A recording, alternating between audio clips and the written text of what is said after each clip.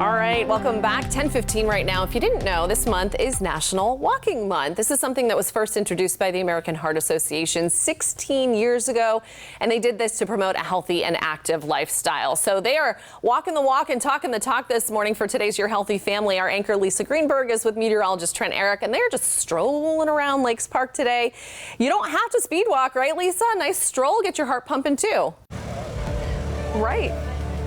Exactly. You can take it nice and slow like the pace Trent and I are walking right now. You don't have to be a speed racer to feel the health benefits, both physically and mental, this National Walking Month. And, you know, it's really nice to get outside of the studio on a morning like this and be able to enjoy the scenery. We are at the farmers market here at Lakes Park right now. There are so many different vendors. So we've gotten to talk to a lot of friends, tell them about how it's National Walking Month and how what they're doing here today at Lakes Park, walking through this farmers market, is beneficial to their health. Studies actually show, Trent, that you can get outside for a walk for just 15 minutes and keep a good pace, and it will help with cutting down your risk of cardiovascular disease, things like that. But it's also so good for your mental health. I know it's hot, right?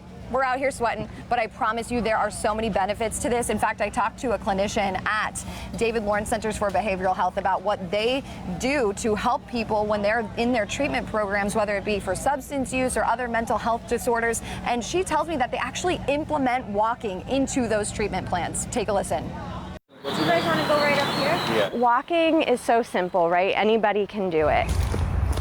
And while the physical health benefits may be obvious, raises heart rate, all these kind of good things. But what people don't necessarily consider is all the benefits that it has on your mental health. Corey Webster is a certified peer recovery specialist at the David Lawrence Centers for Behavioral Health in Naples. We focus on helping clients that are struggling with substance use disorder kind of learn how to navigate a life of recovery through our shared lived experience. Does that mean you've had experiences in these people's shoes as well? Yes, so that means that I myself am in recovery from substance use disorder. I actually have 5 years sober.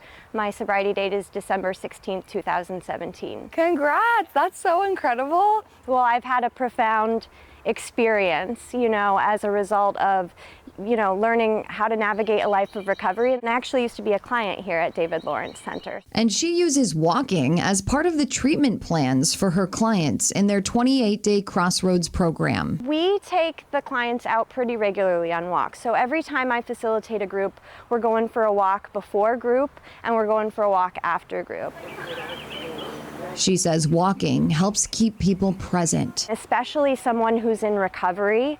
A lot of the times we're struggling with depression or anxiety, you know, and what walking does is it helps keep us out of the past or worrying about the future. But it also helps people recovering from addiction find a new routine. The thought behind that is we're here, we're learning a new way of life, right? Learning these healthy skills and tools that we can utilize. So if we go for a walk, you know, 4 times a day, if that becomes your new normal, you're more likely to continue with that once you leave treatment. And even in one-on-one settings, she says walking is beneficial.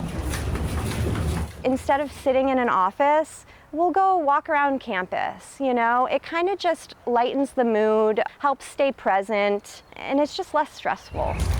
By the time we come back from a walk, you know, they're just more at ease and a little bit more open to receiving. It really is just so good for your health to just get up and walk. It's so easy to do, right? Just a few minutes every day, really take advantage of it. And I think we're extra lucky here in Southwest Florida because we get more months out of the year. It's pretty much, you can walk all year long. Think about it. I was telling Trent, I was actually complaining. I'm like, why would they make National Walking Month in May? It's so hot. But the rest of the country, you know, part of the year they're dealing with snow. People aren't wanting to get out and walk. We're lucky. Even though it is sweltering heat today, we can get out and enjoy a walk and a beautiful farmers market like the one here at Lakes Park. Maybe we can get a secondary month for Southwest Florida, maybe February, March. Yeah. You know, it's a little more comfortable, Yes. But she nailed it on the head. It is hot and humid here this morning. And if you're planning on taking a walk here today, I suggest the evening hours because that's when we are going to expect things to really cool off.